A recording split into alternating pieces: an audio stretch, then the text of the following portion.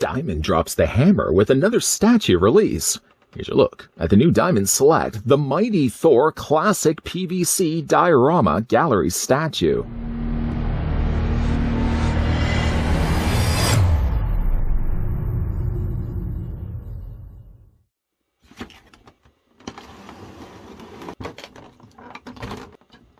Legend tells of the son of Odin, heir to the otherworldly throne of Asgard. He is Thor, the mightiest hero of mythology, once banished to Earth by his father Odin in order to learn the lesson in humility. The noble Thor has since vowed to protect the planet, using his enchanted hammer and mastery of the storm to vanquish any foes that threaten his adopted home.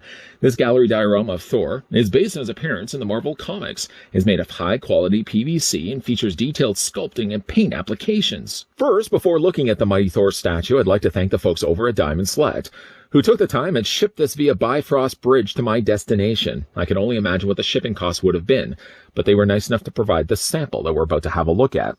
Grabbing now my tape measure just to see how tall Thor stands, taking the tape measure right to the top of his feather. That seems to be the highest point.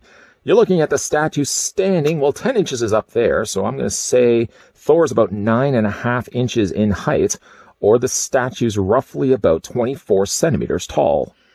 Now, there is a lot going on here with the statue. Obviously, the easiest thing for me to do is pick this up so you can first of all see the detail work up close and personal. Can't even imagine why you would want to just have this from a distance and me waving my hands in front of it. We're not going to do that. First of all, looking at the terrain that Thor stands on top of, he isn't so much standing on top. He's at least perched on one of the pedestals. The other one actually has smoke underneath, so he's about to leave and go flying in the air. What I can only guess to be ruins of Asgard, you can see some interesting sculpting and pretty equally nice color schemes that they've added in here. Primarily, it's more of a creamish yellow that they've used, and you've got some additional accents of rubble gray added in there as well. And there's also a broken shield. There's a few little fragments of other ruins that also you can see as I spin the statue base around. Now, granted, yes, this is hollow, although it's not as hollow as some of the other gallery statue bases we've looked at in the past. You can sort of see the more stable, harder sections of the base and then the more hollowed areas underneath. Obviously, that's not the part you can be looking at anyways. But I do really overall like the look of the display stand. It's busy, but not busy in the sense that it competes with the rest of Thor. Generally, when we look at these statues anyways, as I continue to spin this around and kind of get in the nooks and crannies so you can kind of see everything that's going on, bases are usually kept pretty simple, so it's not going to compete, at least with your eyes, with the statue or subject that's above it. Again, we'll just spin this around so you can see some nice little smoke detailing that they've also added in there as well. Now, this has been accomplished, not that you can really see by my hand waving behind it, but it's been done using a smokier see-through plastic. And that's the thing that's sort of keeping Thor stable up here, while he's also resting the weight of his knee also against the side of this column here as well. Now, as we move that a little bit further up, we can kind of get a full experience of what's happening here with Thor. Thor seems pretty ticked off. I love the expression, first of all, on his face. Now, this is classic-looking Thor, so the classic costume goes along with that as well. He's got Mjolnir, obviously, in his hand. Now, the hammer itself seems like it may have been at one point a separate piece. They probably would have fed that through Thor's hand, and then, of course, that would have been a separate piece than simply just having them mold the whole thing by scratch. The head sculpt is good. I do like the classic look they decided to go with for Thor. He kind of looks a bit like Thor from Adventures in Babysitting. If anybody has had the chance to watch Adventures in Babysitting, give it a shot, especially if you're a fan of Elizabeth Shue like I am. The head sculpt, though, is fantastic. The only thing I would say is a criticism to this statue, and it's really kind of hard to see right now until I put the statue down. First of all, soak your eyes, absorb as much as you can. Just the look of the expression on his face, the open mouth, nicely painted teeth, the tongue. Eyes are nicely painted as well. Just a glorious looking head sculpt. Here's my only criticism. I'm going to put the statue down here. Are you leaving? Where are you going? I'm not leaving. I'm not going anywhere. But I'm putting the statue down here just for a second, just to kind of show you where my criticisms certainly lie. Thor, if you look at it from the side, isn't so bad, because you can kind of get the full experience of looking at what his head sculpt looks like. Granted, you're only seeing the side of it. And it also doesn't look so bad this way, although you're hiding more of it because he's slightly more on a twisted angle. Like this, like I'm gesturing here with my hands. If you're looking at straight on, though, his head seems slightly hidden by the fact of the angle that they've got the statue in. I almost would have even taken the head, based on solely just keeping it the way it is right now. I wouldn't have changed anything to the head sculpt at all, but I wonder what it would have looked like if, just imagining, if you will, if you took the head and tilted it up just a little bit up. Now, obviously, it's parallel to the rest, like it lines continually the same shape and same form and same direction as the rest of his torso, so it's good in that sense. But I wonder if they had just tilted the head up slightly. And why I say that is, again, if you're looking at straight on like this, I think I would have to wonder what it would look like if the head sculpt was facing forward. Because, first of all, whatever he's fighting isn't probably down here. It's probably right in front of us. These gates with my hands I'm currently blocking the statue with. So if he's looking up here, I feel like the statue head should also be higher up as well, with the eyes facing forward.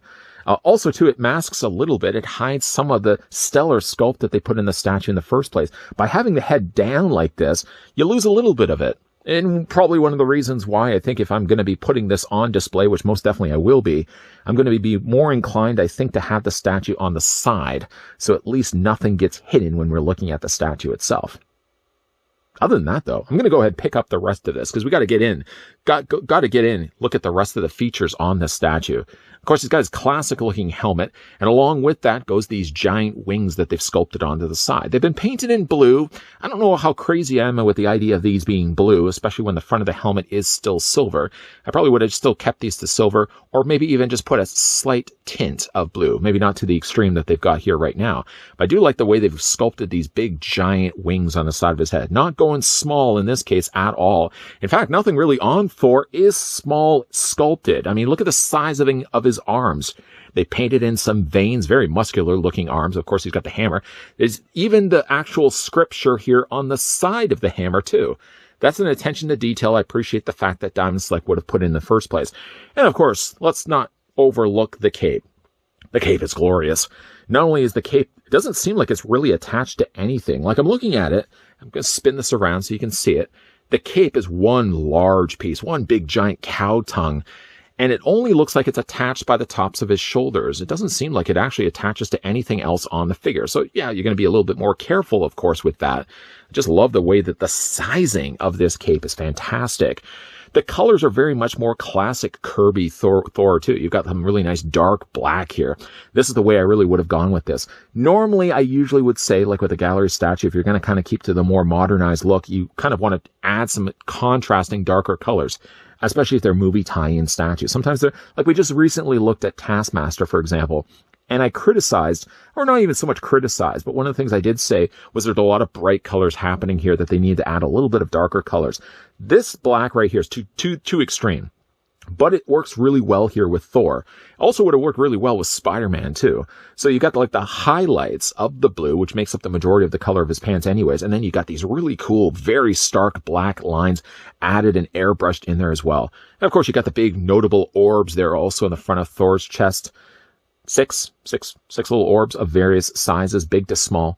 And again, you got the gold color added in his belt as well. They're really, like, it captures the essence of what a classic looking Thor should be. And really from all the sides, it really looks for a great looking statue. The only thing, again, I would say, looking at it, is again, I have to wonder how would the head have looked if it was a little bit more straight up.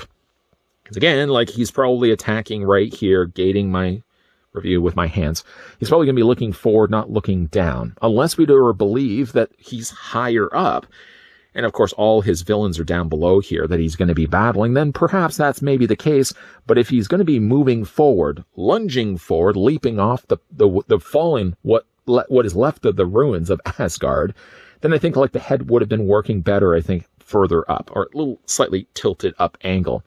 For me, at least, again, I'm probably going to be more looking to probably display him like this, where you still get the full effect of what they've done to Thor here. Really, for all the sculpt and all the paint and all the work that they put into the statue, it's too good, I think, or even just have it slightly like that too. Just at least where you see a little more of his face. I don't know if I would angle it or have it looking like this. I think a little bit of his face gets hidden a bit, but overall I'm just really, really happy with how this Thor turned out. One of the best Thor statues we've gotten from Dahmm Life easily. Aside from your adult responsibilities, if perhaps you had a side quest that you were hoping to complete of tracking down a comic-looking Thor statue, then look no further than the one that we get here from Dahmm Life. Personally, if I had the invisible checklist in front of me, in my imagination I certainly do, I think it checks off pretty much all the boxes of what a comic-looking Thor should look like. The cape, the big broad cape, the big feathery wings on the side of his helmet, of course Mjolnir in his hand, and dark black shadowing. That's one thing I really like about the statue, is that they added such a dark black to the legs. Still keeps the color scheme intact, the traditional Thor colors, the black, the blue, and of course the yellow there in his boots as well. But adding such a dark coloring of black could be a bit of a deal breaker for other statues, and yet it works extremely well here with the God of Thunder. I also like the way his big long cape kind of bellows out and blows out the back of his torso. Again, the flow, the direction that he has on the display base, even like the display base, which I thought could have been maybe too busy for this statue, actually brings you even more into what exactly Thor is doing. He's in the midst of battle, and I think you'd want to have at least a display stand that carries along with that same concept, the idea that he's in the middle of battle. This looks like, again, you got fallen ruins, you got some broken shields, you got a little bit of smoke there, as Thor looks like he's about to leap off the pedestal and fly towards his opponents. Again, the only thing I would say about this statue is just once mentioned already, having maybe the head angled up, I think could have maybe improved upon the statue. There's really nothing. I guess it all depends on how you really want to have the angle of the statue.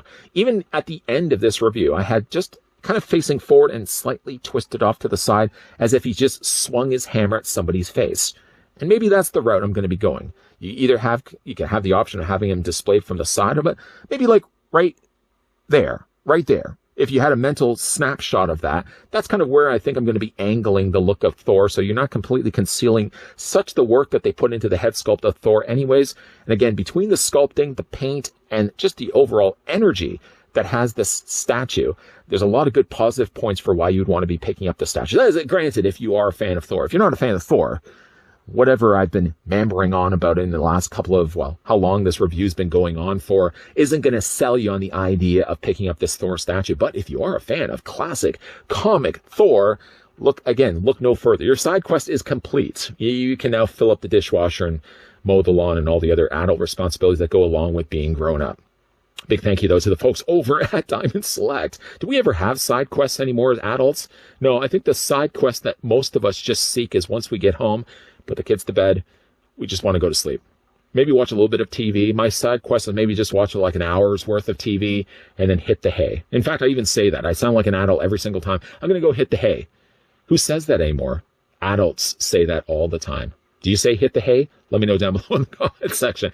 But if you like this video, hit it with a like. If you're loving the content that you guys are seeing, certainly want to stick around for more, make sure you hit the subscribe button down below and turn on the bell notification and come back, because while we have wrapped up the review for Mighty Thor, there's definitely going to be a lot more Diamond Select and also other gallery statues coming your way. Yeah, we're going to be looking at a whole bunch of statues coming up in the next coming videos. So as always, thanks for watching. See you guys next time.